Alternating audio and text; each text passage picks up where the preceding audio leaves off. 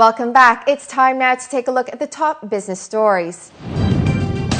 General Motors raises over $20 billion in IPO. Qatar and Canada sign aviation deal. And we find out how technology is put to use in property feasibility studies.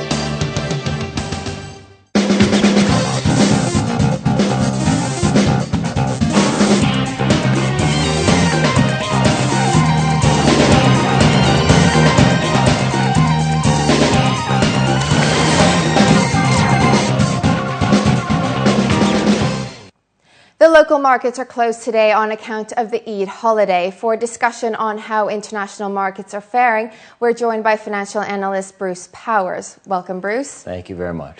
So the big news is General Motors IPO. Well, there's a lot of enthusiasm for this IPO, and it's seen as a sign of renewed confidence in the U.S. auto industry. This is the largest IPO in U.S. history and will provide the capital that GM needs to reposition itself to remain competitive. They're raising $20.1 billion through selling a combination of common and preferred shares, with the common priced at $33 a share. Now, this could rise to $23.1 billion if an option to exercise additional sales is done by the underwriters within the next 30 days. That would make it the largest IPO ever worldwide. U.S. taxpayers now, or previously had owned about 61% of GM after a $49.5 billion bailout. And that ownership will now drop to 33% if this IPO, or if the option is exercised. It's estimated that the stock would need to trade at about $53 a share in order for the government to break even. So there's good news on the U.S. side, but across the Atlantic there seems to be further woes in Europe, whereas Ireland, it seems to be facing critical financial times. Yes. Many of the markets have dropped recently due to concerns over Ireland's debt problems.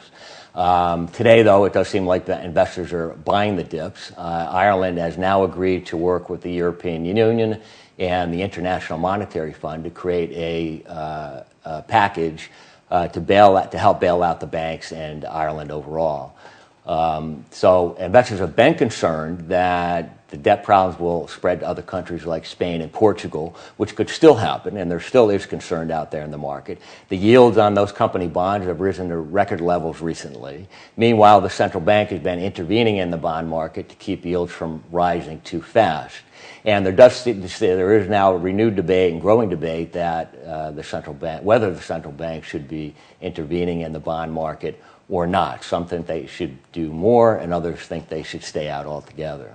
So this kind of shows us that we're not out of the recession just yet. We're not out of the woods yet, but like always, the markets fluctuate from positive to negative sentiment. And right now, as of today, we have some short-term positive sentiment. We'll see how that plays out over the coming weeks. Yeah. Well, Bruce, as always, we appreciate your expertise, so thank you for your time. Thank you for having me. Canada and Qatar have signed an aviation agreement that will allow state-backed Qatar Airways to fly 3 passenger flights and 3 cargo flights a week from Qatar to the North American country. According to Canadian media, the deal was made within just 3 days of negotiations. This comes shortly after unresolved 5-year negotiations over landing rights between the UAE and Canada, which reportedly failed last month. Consumer spending is seen as a crucial part of economic recovery, but companies have often been found guilty of not really understanding their target clients. City 7 Business decided to take it back to the basics in what impacts consumer preferences.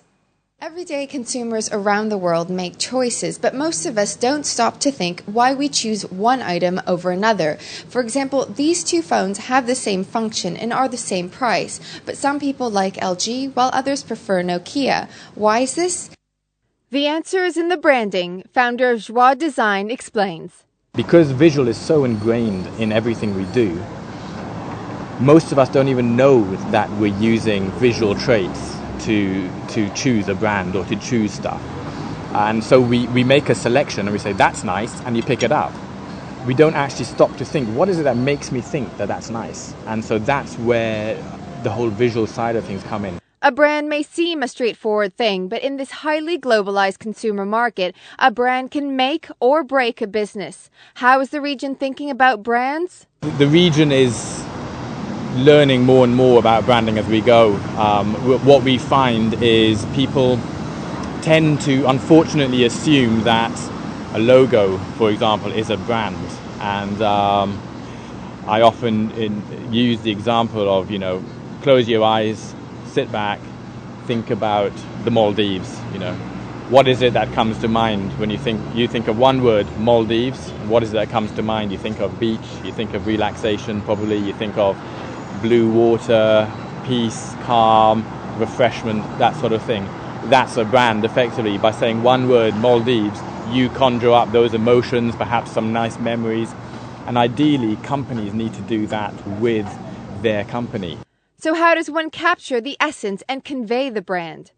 Whoever the company, whether it's Boulevard Cafe, if they're about, being part of the family or make yourself at home, everything has to reflect that, so that if people come here, have a meal, they feel this is a place I want to come back to, a place I want to make my second home. You need to make sure that everything that reflects your business, whether it's your website, menus, business cards, your logo is a part of it, that all builds the brand. And businesses lose money because their brand isn't correct. For something that has such a big impact, can companies measure the value added by the brand? It's very difficult to actually put an actual number on the brand. There are various ways, and Coca-Cola recently released a report saying that their brand was worth 50% of their asset value. Given the psychology behind the creation of a brand, it's no wonder with such value-adding potential, trademarks or legally protected brands are more than just logos, but are in fact intellectual property. Jieun Wrigley, City 7 Business. Time now to take a look at the major international currencies against the dirham, followed by the price of oil and precious metals.